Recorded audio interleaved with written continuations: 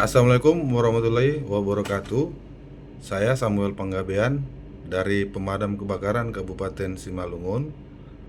Saat ini saya bertugas sebagai pemadam kebakaran dan membantu tugas di BPBD Kabupaten Simalungun sebagai analis kebakaran, dan saya sedang mengikuti uji kompetensi analis kebakaran ahli pertama, di mana pada kesempatan ini saya sedang menyusun tugas portofolio dinamis, yaitu pertama, membuat video demonstrasi koordinasi tentang pemeriksaan sistem proteksi kebakaran pada bangunan gedung. Oke. Nah, saya akan mencontohkan demonstrasi tentang koordinasi prosedur pemeriksaan sistem proteksi kebakaran pada bangunan gedung dengan pemilik gedung. Halo. Ya, selamat siang, Pak. Ada yang bisa dibantu, Pak? Halo, selamat siang. Saya dari Hotel Kasparapat Simalungun. Mau bertanya, apakah benar ini dengan Damkar Simalungun? Kami mau minta bantuan untuk pengurusan rekomendasi Damkar, Pak. Kira-kira bisa dibantu, Pak, mengenai pengurusan rekomendasinya? Baik, Pak. Apakah proteksi kebakaran di gedung sudah terpasang, Pak, ya? Sudah, Pak. Kalau masalah proteksinya sudah terpasang, ya, sudah terpasang. Tahap kelayakannya kami juga mohon petunjuk dari dinas pemadam terkait, apakah sudah layak atau belum. Jadi kami mengharapkan untuk kehadiran pihak terkait untuk penilaiannya, bagaimana, apakah sudah sesuai dengan SOP atau gimana, Pak? Oke. Baik, Pak. Baik, nanti akan kami sampaikan ke pimpinan. Kira-kira untuk waktu pemeriksaan, apakah bisa kami segera langsung kunjungan, Pak? Saya kirimkan formulirnya, Pak. Nanti Bapak bisa periksa dulu. Itu sudah saya kirimkan nanti terkait apa saja yang perlu disiapkan. Nanti Bapak bisa pelajarin. Kalau kira-kira ada yang perlu ditanyakan, silakan hubungi saya kembali, Pak. Oke, Pak. Baik, Pak. Baik, Pak. Oke. Terima kasih, Pak, untuk petunjuknya. Kami tunggu, Pak, untuk formulirnya. Nanti bisa kami pelajari dan kami isi. Dan besar harapan kami juga, Pak, supaya dari pihak terkait bisa segera datang. Mungkin kami harapkan ya kalau bisa secepatnya besok, Pak. Ya. Oke, Pak. Oke, oke. Terima kasih banyak, Bapak. Ya, baik, Pak. Terima kasih. Nanti kami segerakan kalau kami lihat sudah lengkap formulir dan persyaratannya, akan segera kami kabari, Pak, ya. Semoga bisa kami calurkan secepatnya, Pak.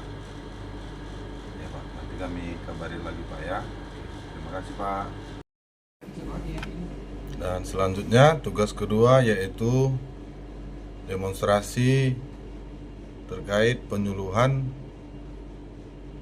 kepada masyarakat tentang cara penanggulangan kebakaran, yang pada kesempatan ini saya tampilkan melalui foto-foto dokumentasi seperti berikut ini.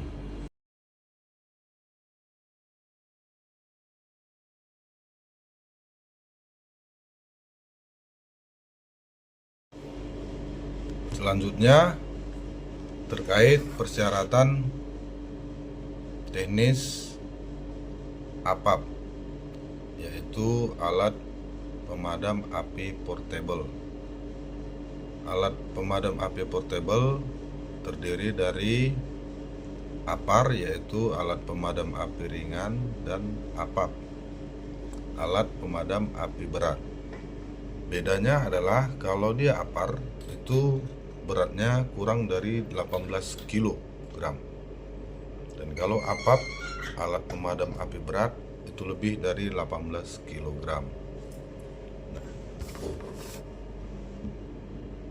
Yang pertama terkait penempatan APAR atau APAP. Berdasarkan Permenaker tahun 1980, yaitu Permenaker nomor 4, penempatan APAR 15 cm dari bawah lantai dan maksimal 120 cm pada handle-nya kalau penempatannya di dinding. Nah, selanjutnya untuk penempatan APAR sesuai dengan SNI tahun 2001, yaitu SNI 180, APAR harus ditempatkan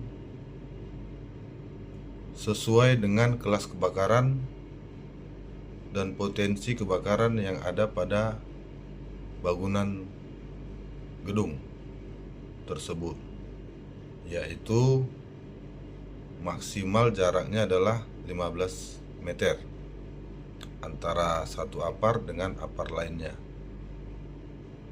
Berikutnya akan bisa kita lihat pada tampilan tentang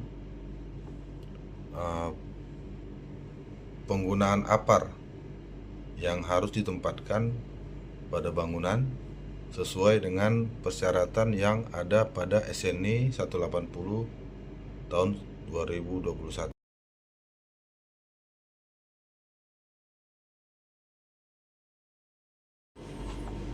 Dan yang kedua terkait persyaratan teknis APAP, yaitu mengenai prosedur pemeriksaan APAP atau APAR pada bangunan gedung. Tujuan pemeriksaan APAR yaitu mengupayakan agar APAR selalu dalam keadaan siap pakai. Dan kedua, tujuannya adalah mencegah sebelum terjadinya kebakaran yang lebih besar yang dapat merugikan